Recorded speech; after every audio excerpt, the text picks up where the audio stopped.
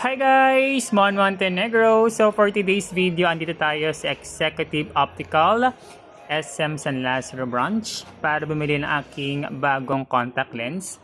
Guys, before nakasalamin ako but I preferred wearing contact lens. Since malabo yung mata ko, nahihirapan ako makita yung peripheral vision ko. So I choose contact lens. So guys, as you can see sa video, they have different kind of color. However, depende sa taas ng grado nyo. Sa akin kasi, pinili ko is slate gray. So, may stock sila ng 600 kasi yung grado ng mata ko. So, may stock sila. So, I pay that using my credit card, BDO. And 20 years na ako guys na nagko-contact lens. So, madali na lang sa akin na maglagay at magtanggal ng aking contact lens.